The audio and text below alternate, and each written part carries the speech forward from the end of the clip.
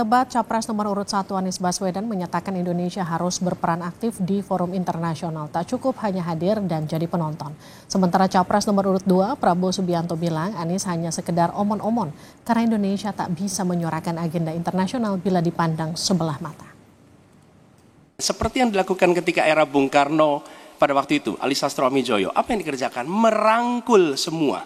Membawa apa yang menjadi agenda selatan-selatan, bukan menceritakan agenda kita. Semua orang bisa baca di Google tentang apa yang kita kerjakan. Tapi kalau kita menjangkau pemimpin-pemimpin selatan-selatan dan presiden menjadi panglima diplomasi, bukan sekedar hadir di forum-forum menjadi salah satu penonton, salah satu hadirin, tapi datang ke sana membawa ini agenda selatan-selatan. Apa misalnya? Kita berhadapan dengan climate crisis. Kalau benar masuk akal, saya setuju. Kalau ngomong-ngomong, ya kumaha. Ya, jadi leadership, apakah negara, apakah perorangan, tapi terutama juga negara, harus dengan contoh, ingarso sung telodo. Kita mau mimpin, kita mau bawa agenda, kita mau cerita itu cerita, omon, ya, tak bisa. Kenapa negara-negara selatan sekarang melihat ke Indonesia? Karena kita berhasil membangun ekonomi kita. Jadi tidak hanya omon, kerjanya omon saja, nggak bisa. Masalah alutsista juga jadi bahasan dalam debat Pilpres ketiga semalam. Calon Presiden nomor urut 1 Anies Baswedan beberapa kali menyinggung soal pembelian alutsista bekas oleh Kemenhan di bawah kepemimpinan Prabowo Subianto. Sementara Capres nomor urut 2 Prabowo mengatakan Anies tidak mengerti soal pertahanan. Menurut Prabowo, 50% alutsista didapat dalam kondisi bekas.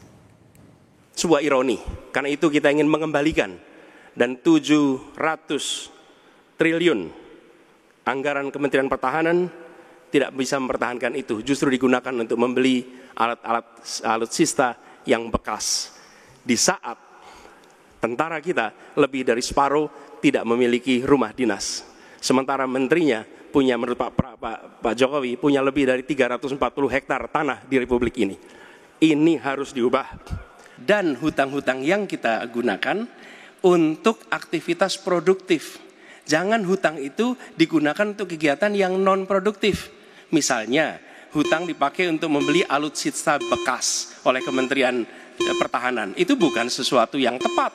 Dan tadi ya, sekali lagi Pak Anies ngomong-ngomong barang bekas, karena Pak Anies rupanya tidak mengerti masalah pertahanan. Ya, tidak. Saya bersedia Pak Anies, mengundang Pak Anies di tempat yang Pak Anies suka, kita diskusi, saya akan bawa data. Saya akan bawa data yang sebenar-benarnya, ya. Jadi barang-barang bekas itu menurut saya menyesatkan rakyat. Itu Pak tidak pantas seorang profesor ngomong begitu, ya. Karena dalam pertahanan hampir 50% alat-alat dimanapun adalah bekas, tapi usianya masih muda. Bukan hanya Anies yang menyerang Prabowo, Capres nomor urut 3 Ganjar Pranowo dalam debat semalam juga menyerang Capres nomor urut 2 Prabowo Subianto. Ganjar bahkan menantang Prabowo adu data soal peringkat kekuatan pertahanan Indonesia yang mengalami penurunan saat dipimpin Prabowo sebagai Menhan. Kita bicara data yang benar. Global Militarization Index kita sumbernya Bonn International Center for Conflict Studies turun. Semua skornya ada. Kapabilitas militer kita ini dari Law Institute Asia Power Index turun. Proporsi anggaran pertahanan kita sumbernya IISS Military Balance Plus turun. Pak Prabowo, saya mau bertanya kepada Bapak, termasuk kemudian capaian MEF kita hanya 65,49% dari target 79%. Mengapa terjadi penurunan dan apa solusinya? Waktu habis. Ya.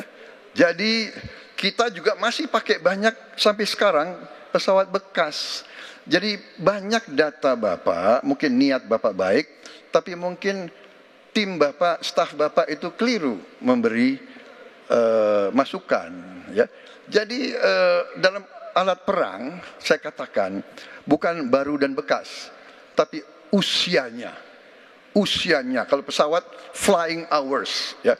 Dan maaf, kali ini Bapak tidak menjawab sama sekali pertanyaan saya, Pak. Saya pengen data yang Bapak katakan salah, data pertahanan Anda ini, Anda pertahanan saya, silahkan Anda bantah di sini.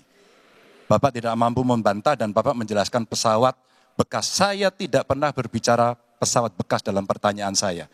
Minimal saya bertanya, tadi kalau Bapak, maaf, mendengarkan terakhir, capaian MIF kita hanya 65,49% dari target 79%, dan ini mengkhawatirkan karena akhir tahun ini sudah harus selesai. Bapak juga tidak menjawab.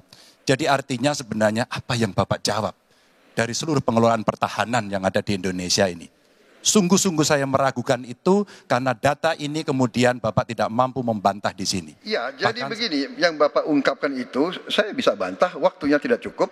Saya siap berjumpa dengan Bapak, mari kita bahas satu persatu akan saya buktikan. Saya butuh hari ini, Pak.